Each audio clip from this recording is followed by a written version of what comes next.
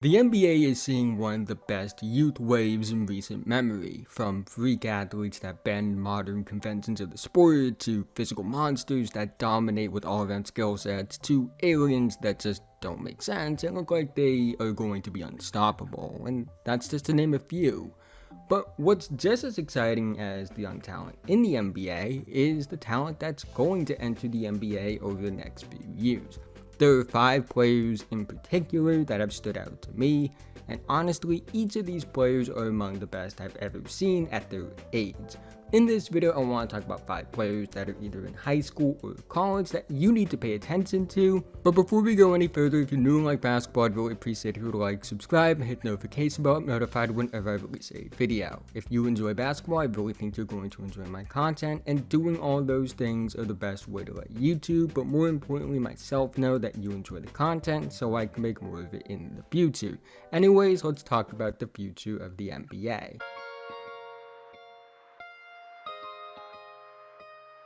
Everyone has known about Cooper Flagg for a while now, one of the most decorated high school basketball players in recent memory, a player who's been hyped up as a future NBA star since he was 15 years old, and it's safe to say he's lived up to the hype so far in his freshman season at Duke, despite the fact he's not only one of the youngest players in college basketball, but also one of the youngest one-and-done prospects ever. Flagg has been incredible. In fact, I would say he's been even better than what the expectations were. He's a legitimate candidate to win National Player of the Year as a freshman. He might even be the front runner, which if he wins it, it would put him in a rare group of players that includes future first ballot Hall of Famers like Kevin Durant and Anthony Davis, as well as one of the most dominant basketball talents when healthy in recent memory in Zion Williamson.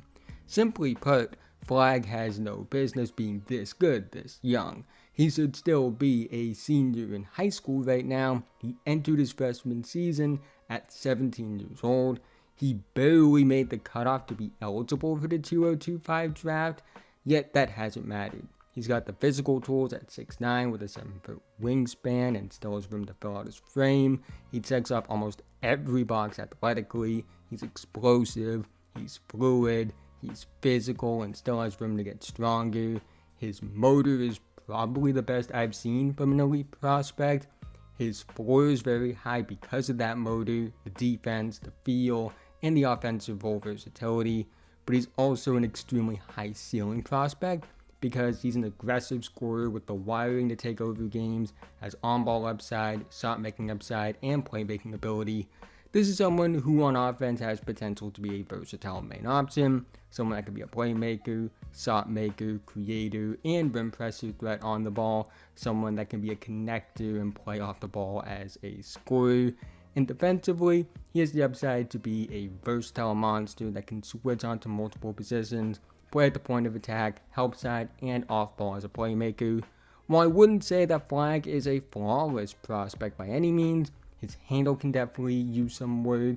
He can play a bit more in control at times, and his shot consistency could get better. I do think he's one of the closest things we've seen to a flawless prospect. His flaws are things that he has shown upside in, and or he either has the physical tools to compensate for, or things that more than likely naturally will just improve with more reps. There's nothing I really point to and think it's a major concern. He's incapable of doing it, or he's a lost cause and has no hope to eventually be good at it. He checks off every box you look for in a prospect: the physical tools, the athletic tools, the motor. He has the baseline of a very polished, well-rounded skill set. He has the wiring, and again that motor to get better, which is evident in how he's improved over the years, as well as how he's improved just in his freshman year in college alone.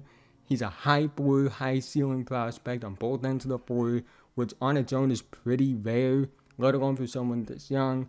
And barring something crazy happening, he will be the number 1 pick in the 2025 NBA draft. Dylan Harper is the second best prospect in the 2025 draft, and while I do think Flagg is separating himself as that clear number 1 guy, Harper is closer to Flagg than he is to the candidates for that 3rd best prospect in the class. He's a big physical guard at 6'6", 215 pounds. He's a smooth offensive player. He has a safety handle. He combines good speed and quickness with strength and craft with the basketball in his hands. He's a high field player that can operate as a playmaker in the pick and roll, has NBA bloodlines, so that is something that I think works in his favor as well. He's one of the best rim pressure threat guard prospects I've ever evaluated, and he might be the best for his age I've ever seen. His handle is elite, his footwork is elite, and while I don't think it's fair to put James Harden expectations on him, Harden is one of the best individual offensive players the sport of basketball has ever seen. I do understand how people see this big physical lefty guard that can operate in the pick and roll at a high level and draw fouls, and see a bit of Harden even if I wouldn't take it there. Now he does have room to get better. His pull-up shot consistency can use work. His overall shot selection and decision making can definitely get better, and the defensive consistency can also use some work. However, I think he has the motor and feel to improve, and I also think some of these things are about his situation. He's playing at Rutgers, and while he has Ace Bailey, who's a high upside scoring wing in his own right, Harper is the only true elite level on-ball creator as a scorer and playmaker that Rutgers has, which does force him to take tougher shots and make hard decisions because of how much defenses pay attention to him. It reminds me a bit of Markelle Fultz at Washington, although Fultz didn't have a second option close to what Ace Bailey is. But regardless, I wouldn't be shocked if Harper improves on his flaws at the NBA level with better spacing. Harper is a special talent at the guard spot. He's up there with guys like Cade Cunningham, Scoot Henderson, and Markelle Fultz, as well as maybe Amen Thompson, and that elite guard prospect here that's just below that Luka tier, where it's kind of a class of his own in terms of being a guard prospect. And even with this cold stretch where he's been playing with the flu and dealing with injury, he's still someone that I think has separated himself as the second best prospect in the 2025 draft. AJ Dybansta is one of 3 2026 draft prospects that are going to likely be in contention for the top pick. It's still early and a lot can happen, but I do think 2026 is likely to be an even more talented class than 2025, which says something because 2025 is a very talented class. Only time will tell, but looking at AJ and the other 2 players we will be talking about that would be in contention for the top pick potentially next year, I also think they would be in contention for the top pick in this draft with Cooper Flagg, or at least would be in that same tier as him and Harper if they were eligible for the draft this year. Getting into AJ as a player, he's a 6'9" wing that will play at BYU next season. Why BYU? I think you can make some educated guesses about why he chose them. But as a player, he's a special talent. First of all, he's a legit 6'9". Most wings listed at 6'9" in high school are actually 6'7". That's very common. But looking at pictures of him next to NBA players and watching the tape, not only is he a legit 6'9", he also might not be done growing because he looks like he gets taller every few months, which means he could potentially be like 7 feet tall by the time he's draft eligible. However, that's just a projection, only time will tell. Regardless of if he continues to grow or not, he's at worst a 6'9" player with a skill set that no player that height should have any business having. He's an incredibly smooth and explosive athlete. He has balance and flexibility that honestly reminds me a bit of Shai Gilgeous-Alexander, which is something that's terrifying because he's about 3 to 4 inches taller than Shai is. He can get really low with his handle to the point it feels impossible. He's a tough shot maker that can also create separation at a high level. He has the upside to be a truly elite 3-level scorer. He's growing as a playmaker, and I do think he has the feel to make it a strength in his game over the next few years.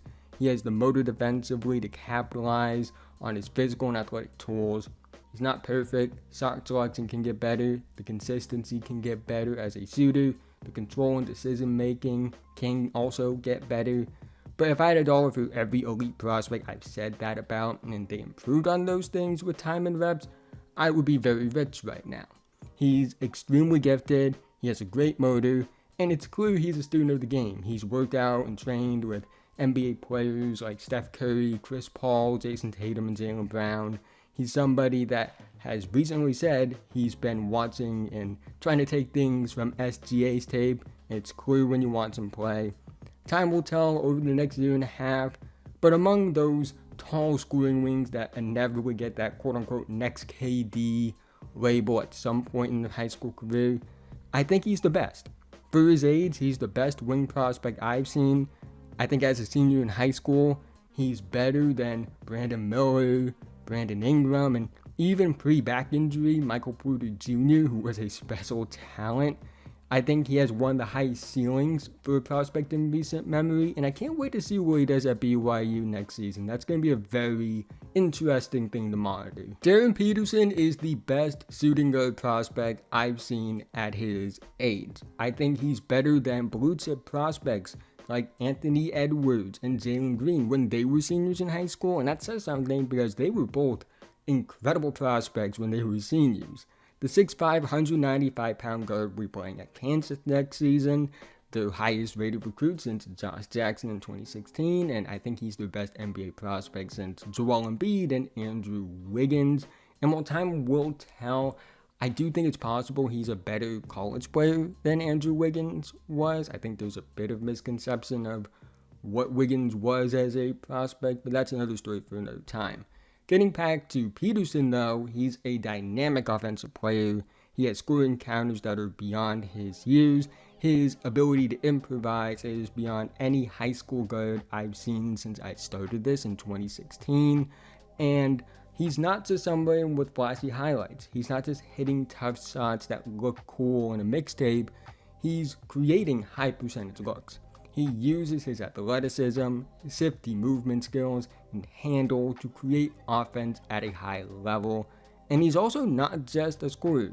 He's a growing playmaker, he's a good rebounder, and he also has high upside as a defensive player that can lock up any guard or wing.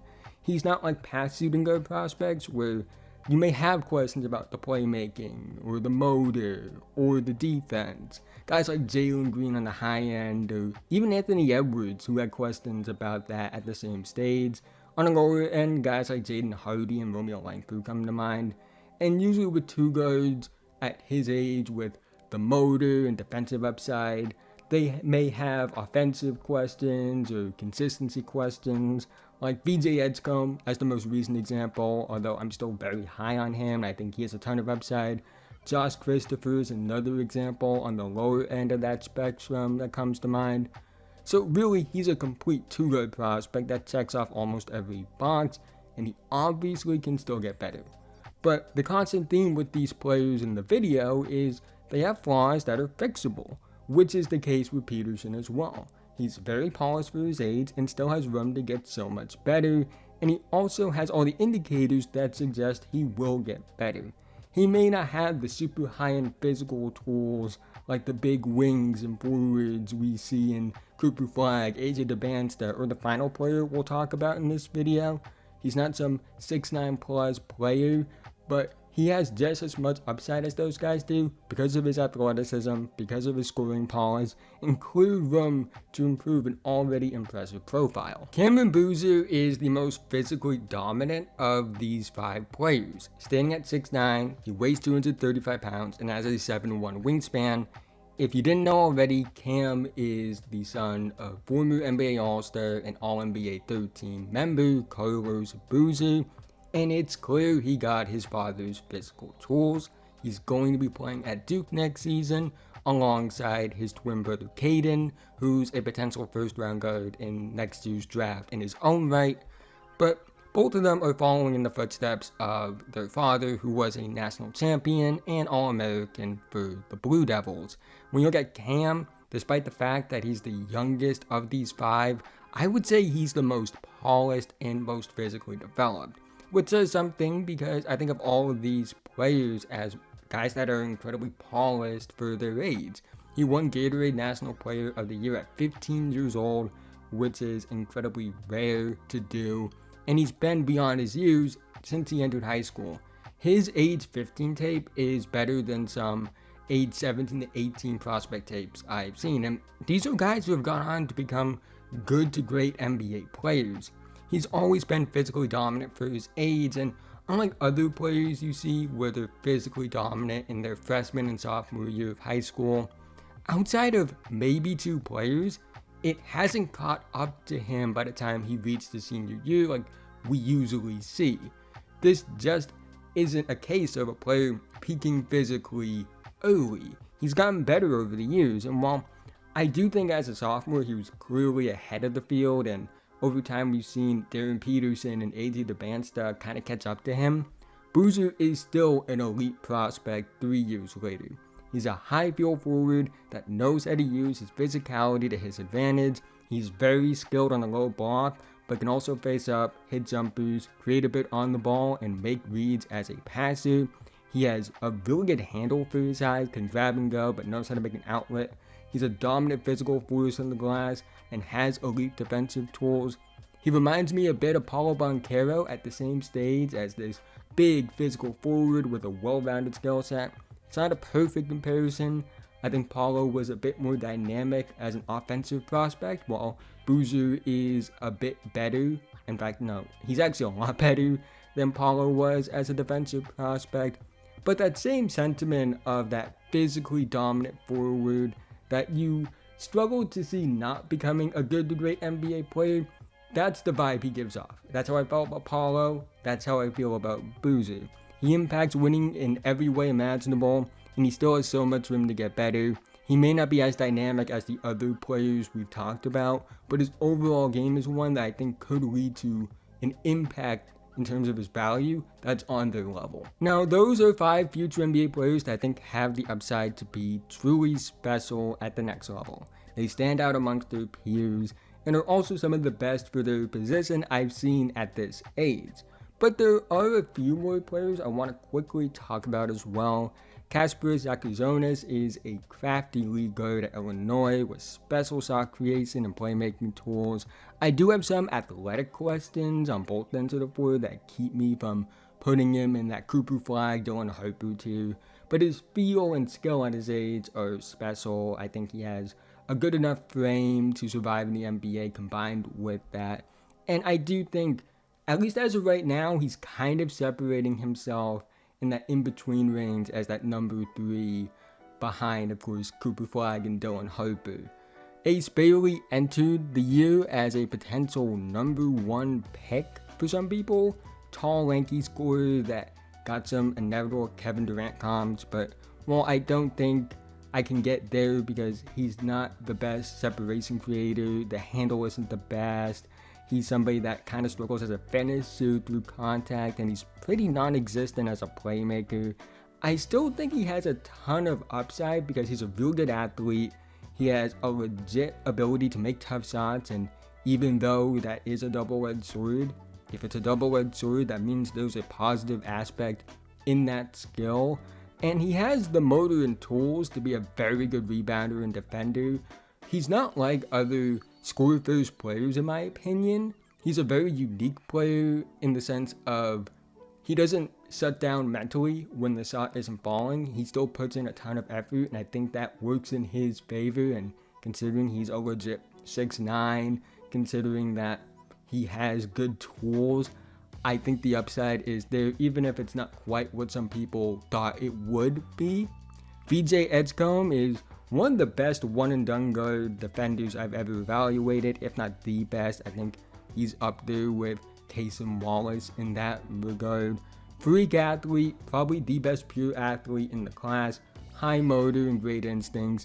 He's still a bit raw offensively. The handle needs work, and he has shown some inconsistencies in terms of his decision making, but the upside is there offensively. I think he's gotten better as a shooter as the years gone along. He's looking closer to the shooting profile he had prior to college. I also think he's in a tough situation at Baylor. It's a pretty crowded guard room. The spacing isn't great there. I think he'll look better with NBA spacing, and I do think there are playmaking tools with him as well. Where the handle and shot consistency end up will determine his ceiling. I think if he was like an inch or two taller, I think he would have an even higher floor, but I still like his floor. He has so many things you just can't teach, and I think his flaws are ones that you're willing to bet on him developing them into at least net neutral parts of his game, if not strengths, because of all the special things he does.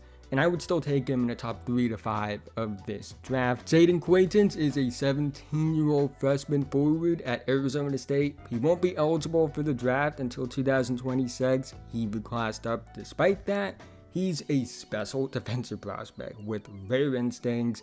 He's productive, and he's also pretty disciplined despite his age and playing in a really good conference in the Big 12. He has high feel on that end of the floor beyond his years. Now, he is raw offensively, and where his offense develops will determine how high his overall ceiling is. But his defense is also so special that it gives him a very high floor despite how young he is. Nate Ament is a dynamic, wiry 6'9" wing with upside to be a special offensive player due to the creation upside, the ability as a scorer, and I think there's some passing stuff with him as well. And he also is somebody that plays bigger than his frame, which is a positive indicator for his strength, motor, and toughness. He does have to improve physically. His frame reminds me a lot of Brandon Ingram at the same age, but depending on how he develops physically and how his overall game develops, I wouldn't be shocked if he joins that big three of AJ, Darryn, and Boozer. And there are more players as well to keep an eye on, but at the end of the day, only time will tell with how these players develop. Anything can happen over the next few years. Guys will rise and fall on boards and consensus, but I think the potential of these players, specifically those top 5 guys I talked about, is special, and over the next few years, we will see more players added to a pool of already special young talent in the NBA. But that's the end of this video. If you made it to this point, thank you so much. Again, haven't already, like, subscribe, hit notification bell, notified whenever I release a video. If you enjoy basketball, I really think you're going to enjoy my content, and doing all those things are the best way to help YouTube, but more importantly, let myself know that you enjoy the content so I can make more of it in the future. Let me know what you think about these 5 players and the subsequent players that I talked about after in this video. Who are some guys I didn't talk about in this video that aren't in the NBA yet, but you think have potential to be really good to great NBA players? I'd love to hear all of that in the comment section down below. But with that being said, have a nice day, and I'll see you guys in the next one.